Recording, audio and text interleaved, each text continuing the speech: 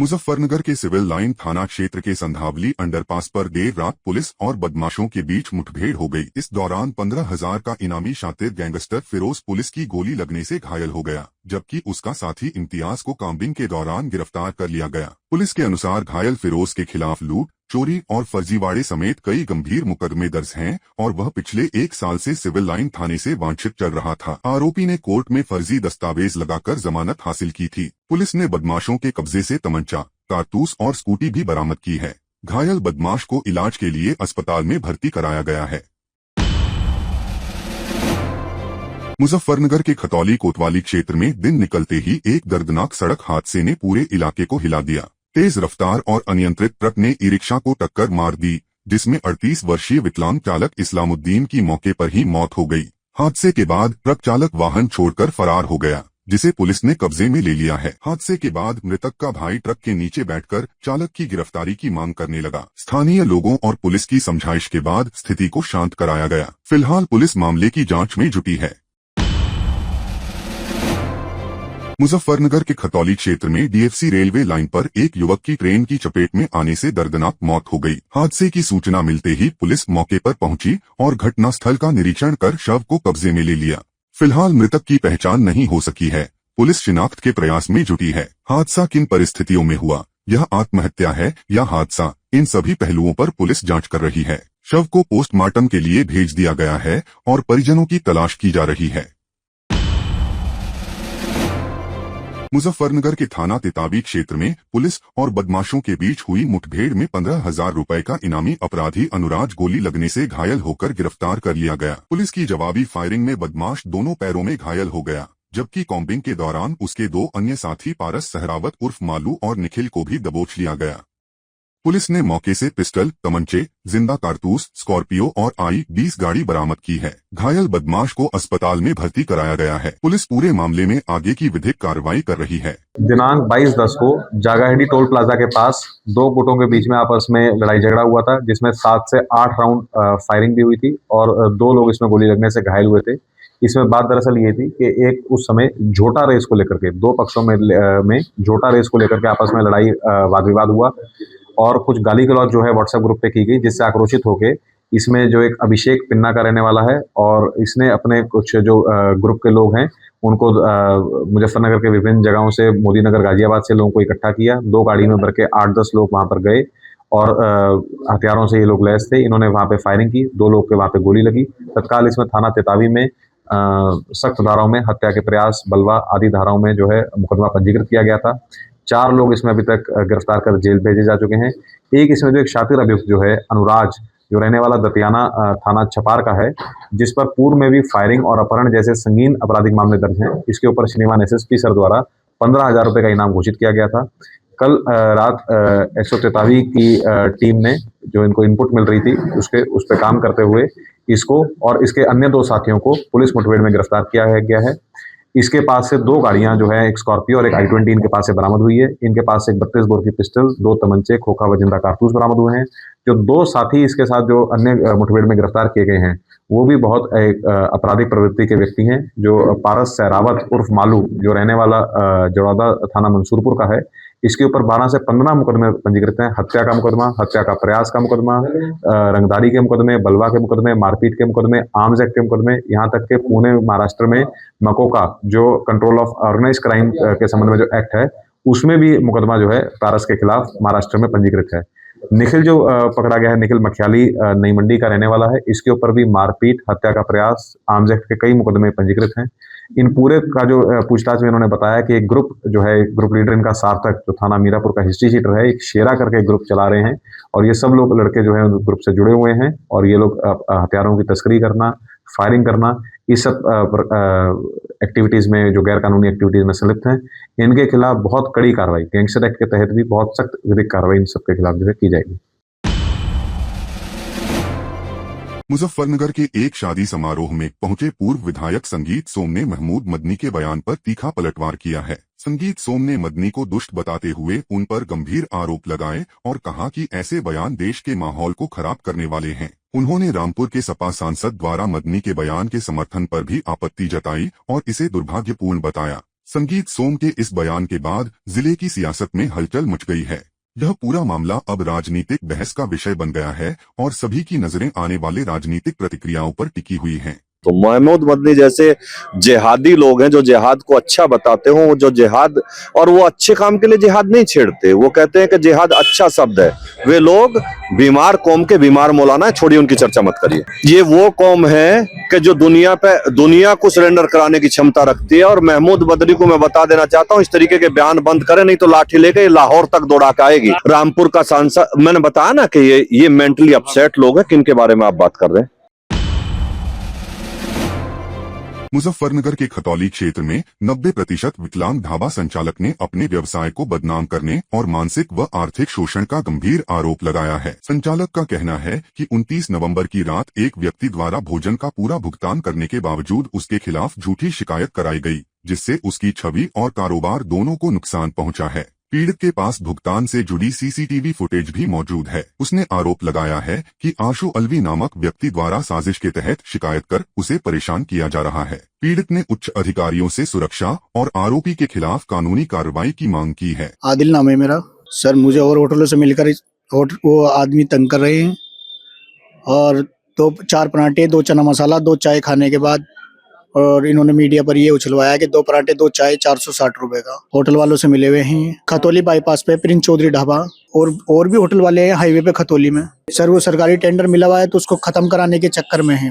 अभी पीछे मेरे चौकीदार को भी मार दिया था कार वाले ने, अंदर ही ग्राउंड में।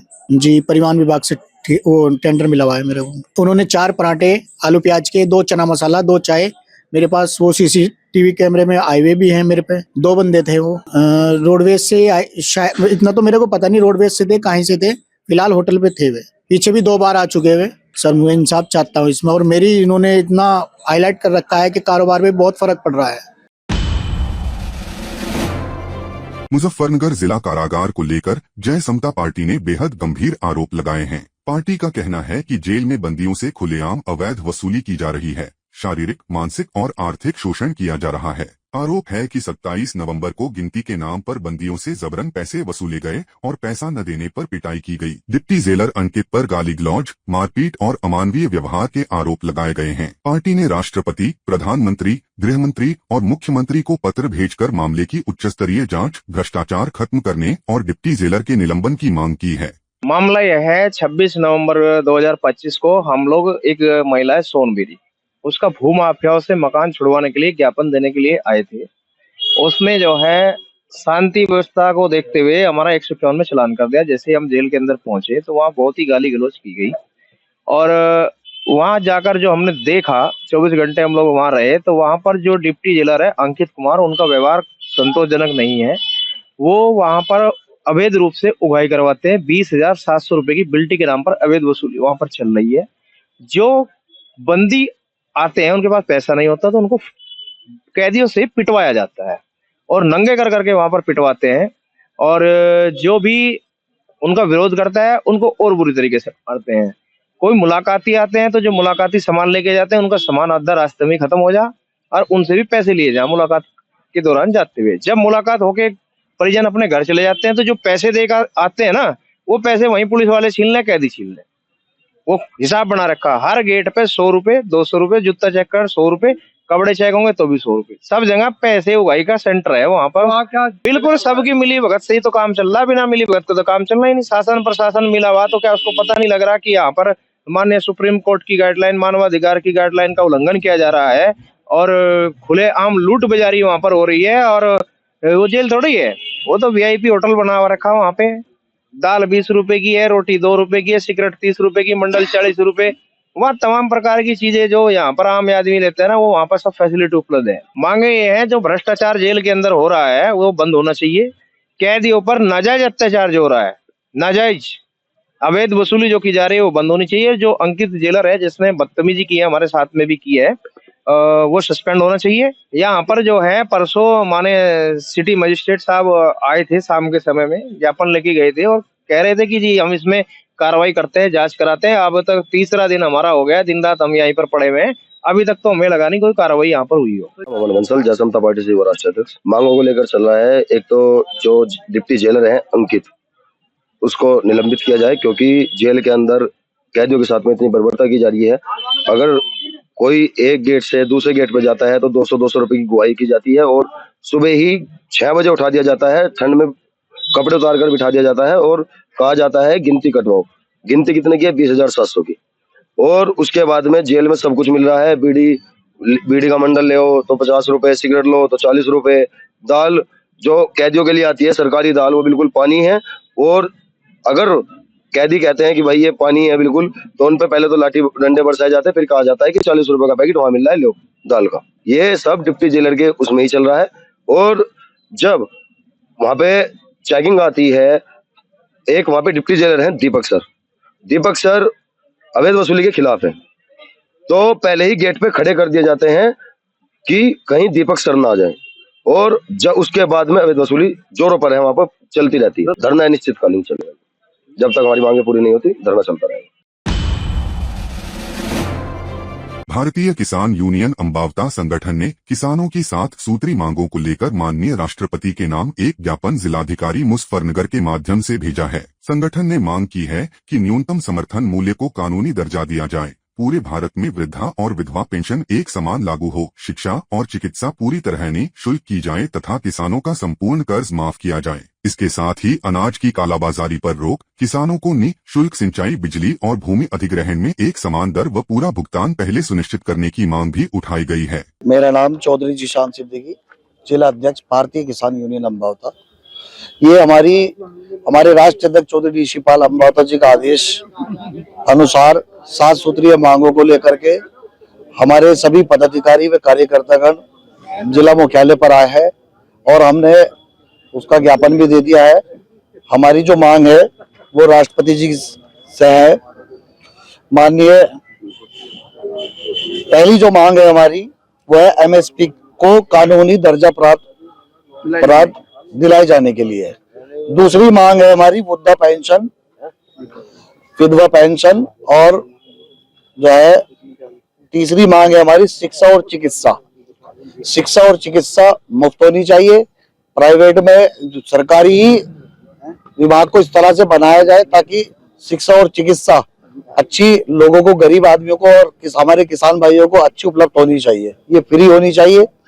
उसके बाद है संपूर्ण किसानों का कर्जा मुक्त। आज किसान आत्महत्या करने पर मजबूर है क्योंकि सरकार का इतना उस पे कर्जा है, उसका परिवार है, वो सब एक ये वाली मांग है हमारी। संपूर्ण भारत में अनाज कालाबाजारी बंद हो, किसानों को पूरे भारत में सिंचाई हेतु निःशुल्क बिजली की दी जाए, पूरे भारत में भूमि अधिग्रहण को लेकर ब्याज रेट एवं उचित रेट एकजुट भुगतान कराने की कृपा करें। ये हमारी 7 सूत्रीय मांग है। एसडीएम साहब को जो आज ज्ञापन दिया गया है, एसडीएम साहब ने जो है हमें आश्वासन दिया है कि हम आज ही इसे बिल्कुल पूरी आज ही से जो है राष्ट्रपति जी के को भिजवा देंगे और जो भी इसमें हो सकता है वो कार्रवाई, इसमें जो भी आपकी मांग है वो ज्यादा से ज्यादा पूरी करने की कोशिश करें।